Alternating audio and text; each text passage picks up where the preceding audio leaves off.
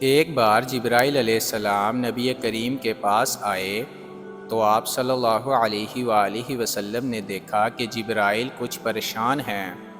آپ نے فرمایا جبرائیل کیا معاملہ ہے کہ آج میں آپ کو غم زدہ دیکھ رہا ہوں؟ جبرائیل نے عرض کی اے محبوب، کل میں اللہ پاک کے حکم سے جہنم کا نظارہ کر کے آیا ہوں۔ اس کو دیکھنے سے مجھ پر غم کے آثار نمودار ہوئے ہیں۔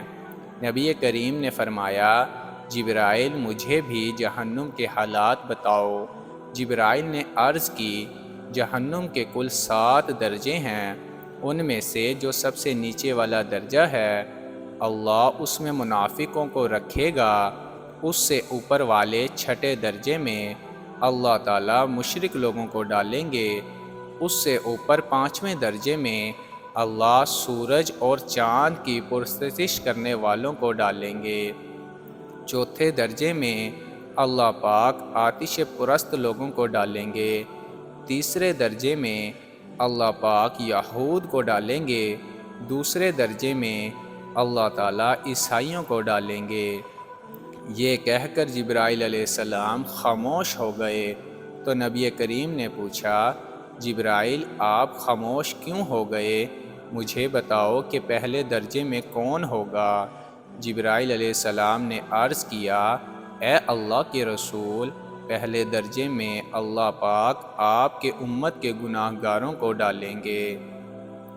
جب نبی کریم نے یہ سنا کہ میری امت کو بھی جہنم میں ڈالا جائے گا تو آپ بے حد غمگین ہوئے اور آپ نے اللہ کے حضور دعائیں کرنا شروع کی۔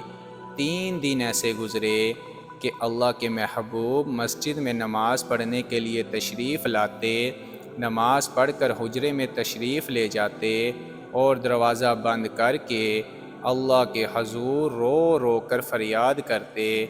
صحابہ حیران تھے کہ نبی کریم پر یہ کیسی کیفیت طاری ہوئی ہے، مسجد سے حجرے جاتے ہیں، گھر بھی تشریف لے کر نہیں جا رہے۔ جب تیسرا دن ہوا تو سیدنا ابو بکر سے رہا نہیں گیا، وہ دروازے پر آئے، دستک دی اور سلام کیا، لیکن سلام کا جواب نہیں آیا۔ آپ روتے ہوئے سیدنا عمر کے پاس آئے اور فرمایا کہ میں نے سلام کیا لیکن سلام کا جواب نہ پایا، لہٰذا آپ جائیں، آپ کو ہو سکتا ہے سلام کا جواب مل جائے۔ آپ گئے تو آپ نے 3 بار سلام کیا لیکن جواب نہ آیا۔ حضرت عمر نے سلیمان فارسی کو بھیجا لیکن پھر بھی سلام کا جواب نہ آیا۔ حضرت سلیمان فارسی نے واقعے کا تذکرہ علی رضی اللہ تعالی عنہ سے کیا۔ انہوں نے سوچا کہ جب اتنے عظیم شخصیات کو سلام کا جواب نہ ملا تو مجھے بھی خود نہیں جانا چاہیے، بلکہ مجھے ان کی نور نظر بیٹی فاطمہ اندر بھیجنی چاہیے۔ لہٰذا آپ نے فاطمہ رضی اللہ تعالی عنہا کو سب احوال بتایا دیے۔ آپ حجرے کے دروازے پر آئی، ابا جان السلام علیکم۔ بیٹی کی آواز سن کر محبوب کائنات اٹھے، دروازہ کھولا اور سلام کا جواب دیا۔ ابا جان آپ پر کیا کیفیت ہے کہ 3 دن سے آپ یہاں تشریف فرما ہیں؟ نبی کریم نے فرمایا کہ جبرائیل نے مجھے آگاہ کیا ہے کہ میری امت بھی جہنم میں جائے گی۔